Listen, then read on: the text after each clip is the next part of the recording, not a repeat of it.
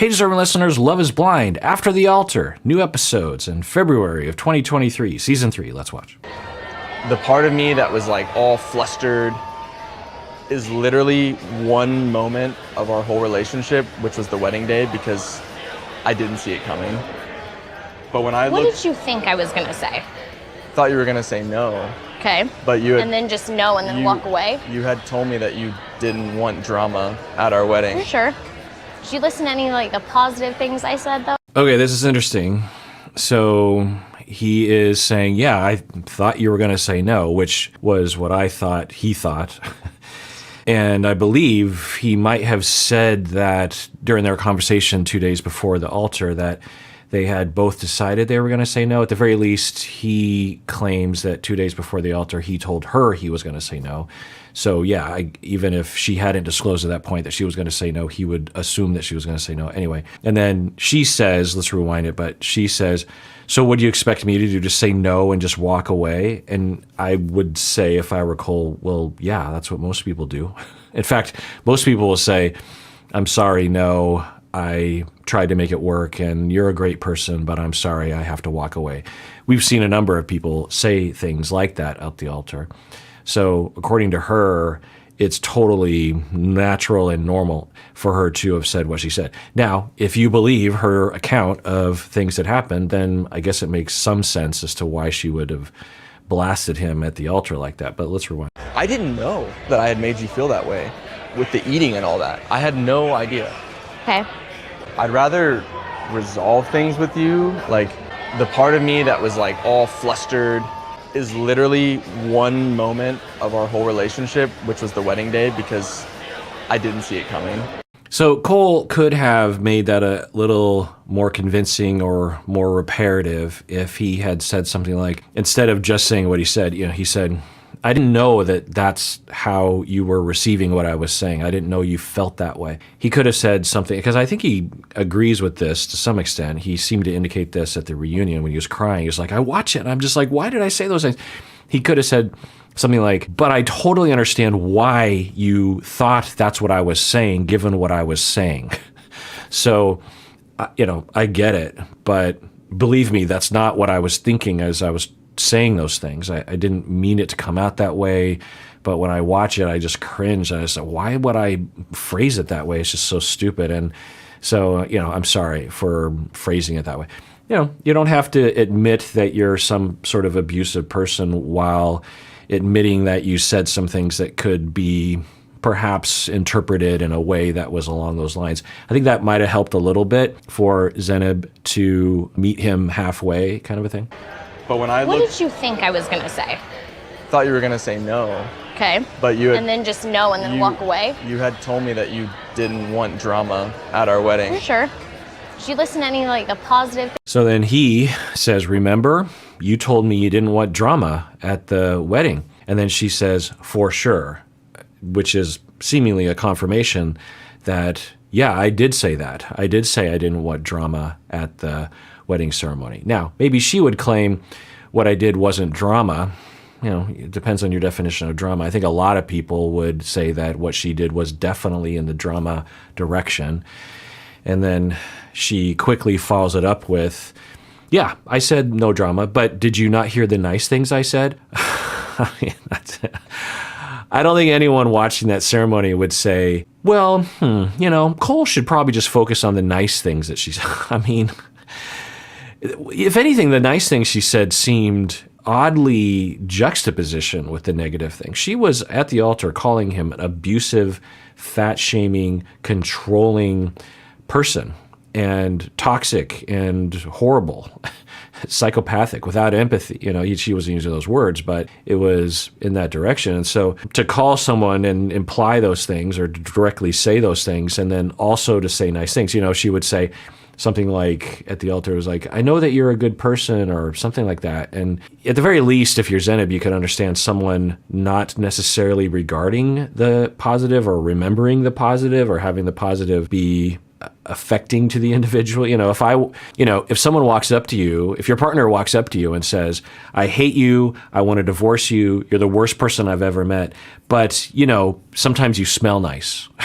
I'm just going to take a guess and say that afterwards you're not going to be like, well, let's look at the positive. He thinks I smell nice. No, you're going to focus on the extreme accusations that Zeneb was publicly accusing him of. Did you listen to any like the positive things I said though? Yeah, and that's what was so confusing about it. I don't think it was confusing. Like I literally was like, I remember saying, like, I don't think you're a bad person. Were you bad to me? 1,000%. Yes, you were. But I still don't think you're a bad person. I don't know. So there's a lot of possibilities here. One is that she literally has those things in the same bucket, that she actually and legitimately does not believe he's a bad person and he did some bad things to her. That's certainly possible. It's hard to imagine, but it's certainly possible. I could hear more and be convinced for sure. But I think there's another possibility that for her, she does believe that he's a bad person who does bad things. But she says, I don't believe you're a bad person, because she thinks that it makes her look like someone who isn't vindictive or someone that is balanced or something. It's her way of trying to come across like she has a nuanced gray zone perspective. It's like when people say, well, no offense, but you're an a-hole. They believe that saying no offense means there is no offense, but that isn't how things work. You can't call someone an a-hole and try to offend them and caveat it with no offense and have it not be an offense. I don't know that. I don't want to accuse her of that, of course. I don't know. There's a third possibility that she phrases the negative in a very negative way, but actually doesn't really believe in the full negativity of what she was saying. So when she characterizes his behavior, it's amplified by the way she phrases it, and thus it does fit together in that she's like, deep down, if she were to be more accurate, and again, I have no idea, total speculation, she is like, well, I don't think he's out to get me, but he is generally inconsiderate of other people's feelings. I don't think that he wakes up in the morning and decides he wants to hurt anyone, but he's pretty childish and careless with his words, and he has a lot of growing up to do, and it certainly affected me and hurt me, but I don't think he intended on hurting me. So I think that he's a good person, but he has a lot of growing up to do. Something like that. That would fit together, seemingly to me, to my ears. But that's not the way she words it, right? She words it as he is a fat-shaming, abusive, harmful individual, a deceitful, harmful individual who set out to harm me and to put me down and to tear me down. I mean, that was the word she was using. Like he made me feel terrible about myself.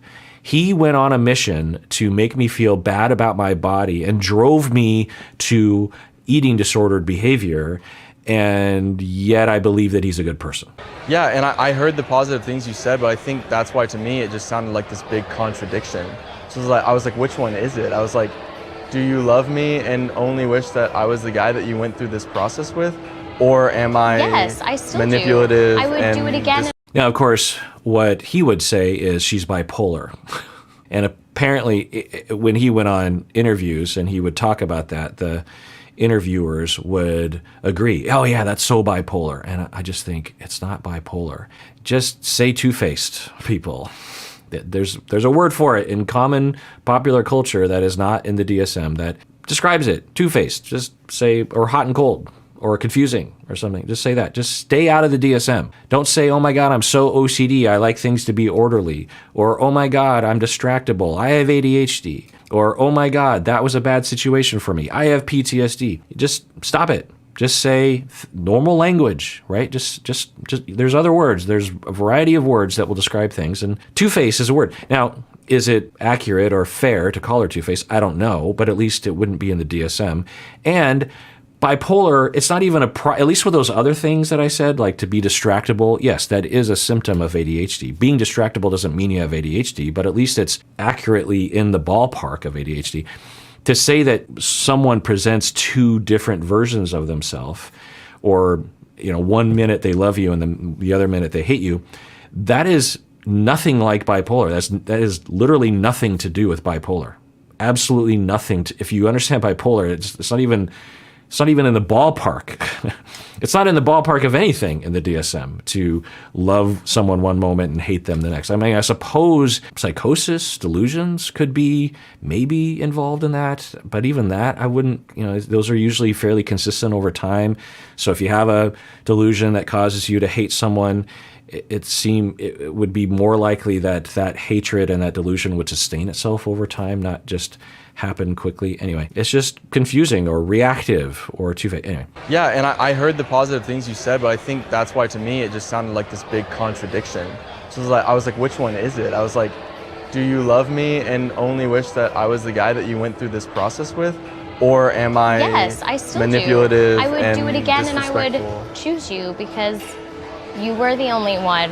Yeah, she's still holding to that point of view, which is furthering the confusion. I mean, I don't know what I expect. Zenib has been pretty consistent. She has held to her perspective this entire time. Even in the face, I assume that they've seen the cuties scene and she's seen it. I don't know. I have a really hard time situating it. Maybe I'm missing something and maybe y'all picked up on exactly when this was filmed. Because some people were saying it was filmed before the reunion. It seems to me like it's filmed after because Cole did, anyway, maybe I'm missing something, but it doesn't really matter because I don't think it's critical to this scene. But for Zenib, she's been pretty consistent and she is holding to her position that, yeah, if I could go back and do it again, I would. Absolutely. Let's re-listen to this. Do you love me and only wish that I was the guy that you went through this process with? Or am I Yes, I still manipulative? do. I would and do it again and I would disrespectful? choose you because you were the only one and all of that very obviously for me to do this with. Okay. Yeah, that does not make any sense. In no way, in no world, would someone who legitimately went through what she appears to be claiming she went through, would someone say, yeah, I would do it all over again if given the chance. In no way, if you were being abused, if your self-esteem was being shattered, if you were, as she said at the altar, if you were being fat-shamed constantly, if you were being manipulated and controlled and harmed and abused and mistreated and all the things that she says that she was going through, people who have been through that would never, ever say, well, if I had the chance to go back and do it all over again, I would do it again because, there were the good times. No, you would never say that. There's no possible way. Now, is it possible that if you were still indoctrinated into the relationship, gaslit and brainwashed by the abusive person, could you, pre-recovery from that, could you say that you would like to go back to that relationship or like to do it over again with that person? Yeah, sure. But Zenib doesn't come across that way, right? She doesn't come across as someone who has been brainwashed or gaslit or is indoctrinated into cult, if you will. The cult of cult. So I don't know.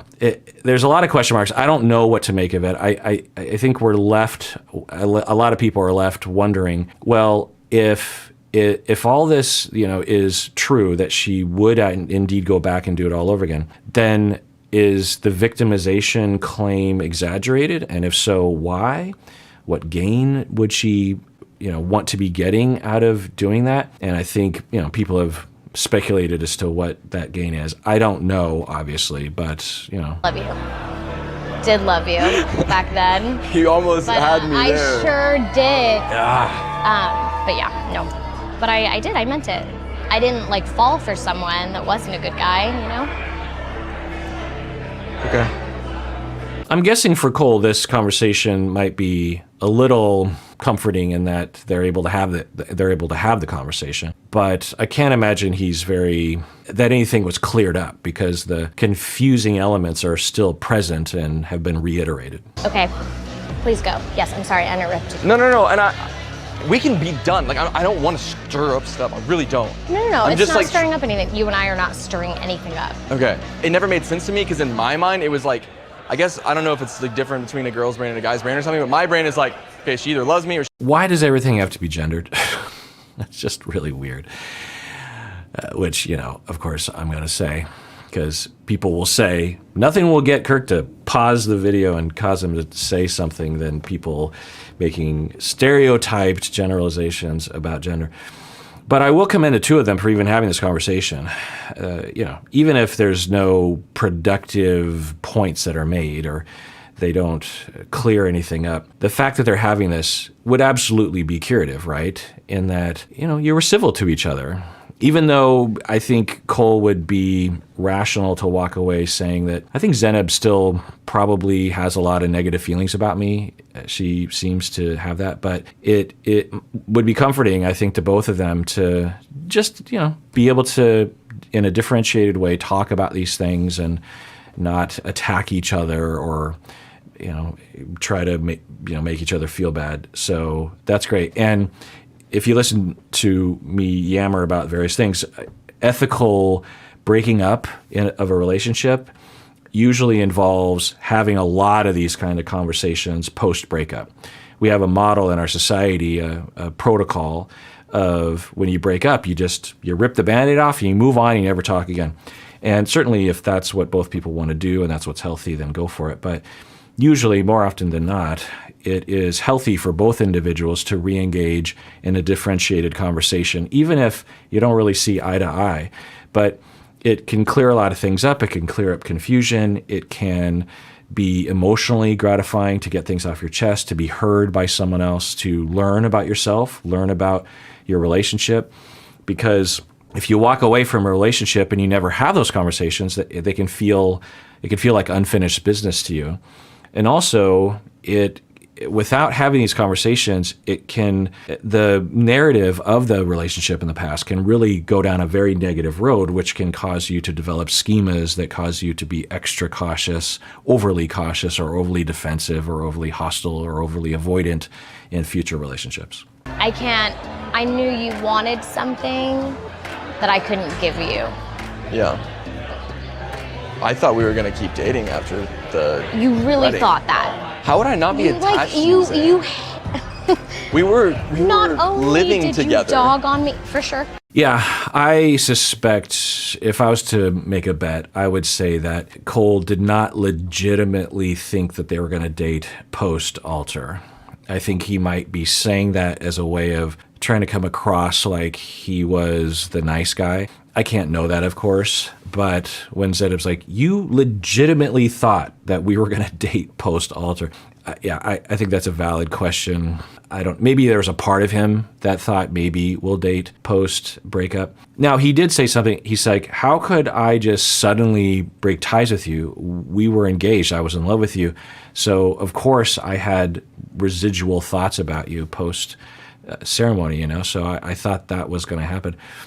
And according to him, he would claim that 2 days before the altar, they had a conversation that they were going to say no, or he was going to say no, and that they were planning on dating after the season was over. So I tend to believe him that they had that conversation, but I could absolutely imagine Zeneb saying I don't want to date him post-altar, and I'm pretty sure he was just saying that just to be nice or something like that. We were going to keep dating after the You really wedding. thought that. How would I not be attached to you We not were only living did together. you dog on me, for sure. And when I got home, I was lonely as shit. I was so lonely. Yeah, But no. I Let's can't revisit the cut would-be. someone. That's interesting. That's a rare moment of vulnerability from Zeneb. She's saying, when I went home after the altar, I was lonely as all get out. I was very lonely. It's hard to know what that means, but it could mean that she was suffering quite a bit, that she was sad and wondering if anyone will ever love her or anything like that. Now, maybe she would claim that the relationship with Cole damaged her in that way, but it's also possible, and the speculation is that she has insecure attachment as a result of relational traumas when she was young that results in her believing that people are going to betray her and or leave her, and it's just a matter of time. And any sign of that is an indication like, here it comes, even though it's not actually going to happen. But then she proceeds to get defensive on her belief, which actually does result in people rejecting her or betraying her. And then it confirms what she thought, but she was actually the subconscious engineerer of that scenario. That's a speculation. It's a pretty common syndrome, if you will. So there's that. And it's possible, in line with this speculation, that post-breakup, she was left alone with those feelings of despair and loneliness and low self-esteem that were present well before being with Cole. So I don't know if that's what we're hearing. It's also just possible that she was just having a post-breakup sad feelings. I don't know. What do you think? Continue dating because forget that you didn't like the way I looked. You didn't like the person. Like you were like, you have a bad attitude. You get a little loud. Do we remember saying those things? So first off, unless those things were said behind closed doors, which I tend to think didn't happen, for her to say he didn't like the way she looked, especially on rewatching the season, who knows, it's just what's on camera.